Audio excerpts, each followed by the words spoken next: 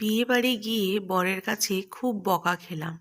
যদি জানতাম এরকমভাবে কথা শুনতে হবে তাহলে বিশ্বাস করো সত্যি বিয়ে বাড়িটা যেতাম না। তো hey guys, welcome back to my channel. কেমন আছো তোমরা সবাই? আশা করছি তোমরা সবাই খুব ভালো আছো, সুস্থ আছো। তোমাদের ভালোবাসা ঈশ্বর আশীর্বাদে আমরাও সবাই বেশ ভালো আছি।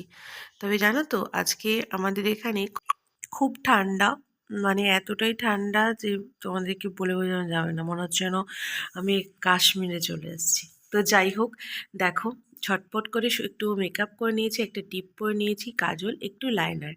যাব হচ্ছে ভাইয়ের বন্ধুর বিয়েতে।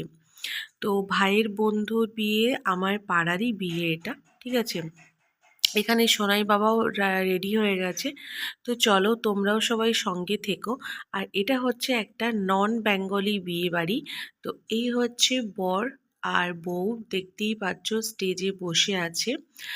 আর আমরা পৌঁছেছিলাম তখন মনে হয় 9:45 হয়ে যাবে। অ্যাকচুয়ালি এখানে পার্টিটা একটু দেরি করে শুরু হয়েছিল, সেই কারণে আমরাও বাড়ি থেকে দেরি করে গিয়েছিলাম।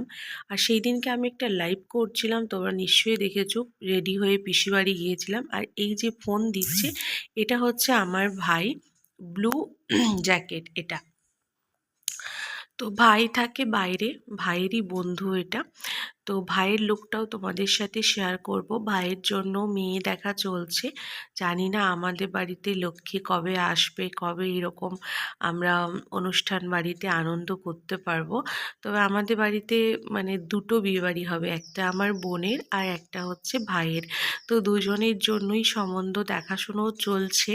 তো জানি না কারটা আগে হবে, যার ভাগ্যে থাকবে তারটাই আগে হবে। তো এই হচ্ছে আমার পিসামশাই আর এই হচ্ছে আমার পিসি। তো আমি বললাম আমি স্টেজে উঠতে পারবো না, কেন কি গাউনটা পরেছিলাম, সোনাই কোলের মধ্যে ছিল, সেই কারণে আমি গেলাম না, আমি নিচে দাঁড়িয়ে ভিডিও করছিলাম।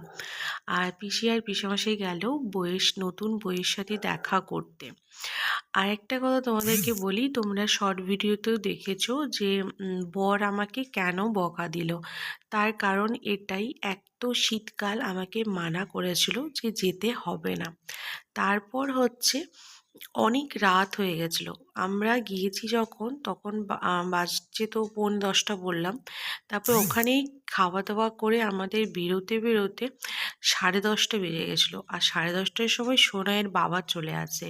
আর ঘরের চাবিটা যেহেতু আমি নিয়ে চলে গেছিলাম, সোনাইয়ের বাবার কাছে কোনো চাবি ছিল না। তো ঠান্ডার মধ্যে ওনাকে অনেকক্ষণ ওয়েট করতে হয়েছে। এবার দেখো, এত শীতের মধ্যে মানুষ কাজের থেকে এসে যদি আবার বাইরে 20-25 মিনিট তাকে ওয়েট করতে হয়, তার মাথা গরম কিন্তু এমনিতেই হয়ে যাবে। আর আমার গলার অবস্থা দেখছো কিভাবে বসে গেছে। অনেক দিন ধরেই ভাবছি ভিডিওটাতে ভয়েস দেব, কিন্তু দিতেই পারছি না। তো ফাইনালি আজকে ভাবলাম যে না, এই ভিডিওটা তোমাদের সাথে শেয়ার করেই দিই। তো তারপর হচ্ছে আরেকটা জিনিস, সেটা হচ্ছে এইখানে প্যান্ডেলটা দেখো, পুরো আকাশটা খোলা খোলা, মানে কিচ্ছু নেই। হ্যাঁ, তো সেই কারণে পুরো যে ঠান্ডাটা, পুরো ওশটা মাথার মধ্যে সোনাইয়ের পড়ছিল। তো ওইটার জন্য সোনাইয়ের বাবা আরও বেশি আমায় বকা দিল যে বাচ্চাটাকে তুমি নিয়ে গেছো এত ঠান্ডার মধ্যে, ওখানে কোনো ছাউনি ছিল না প্যান্ডেলে, তো ওর শরীর খারাপ হয়ে যাবে। তো এইসব জন্য আমাকে এত বকা দিচ্ছিল। তো যাই হোক, বকা দেওয়াটা স্বাভাবিক, এত ঠান্ডার মধ্যে আমার যাওয়াটা উচিত হয়নি। আর আমি ভেবেও নিয়েছি এই শীতকালে আর কোনো অনুষ্ঠান পড়লে এত রাতের বেলা বিশেষ করে আমি আর কোথাও যাব না। তো যাই হোক, এখানে দেখো সোনাই মানে একদম নিজের হাত ছাড়িয়ে নিজে চলার চেষ্টা করছে। খাওয়া দাওয়ার মধ্যে অনেক কিছুই ছিল। এখানে আমরা চাউমিন খাচ্ছিলাম। আমি সেরকমভাবে কিছু খেতে পারি না পার্টি গেলে, সোনাইকে নিয়ে গেলে, তার কারণ সোনাই কিছু খেতে চায় না, ওর ঝাল লাগে, ও মুখের দিকে তাকিয়ে থাকে, ব্যাপারটা আমার ভীষণই খারাপ লাগে।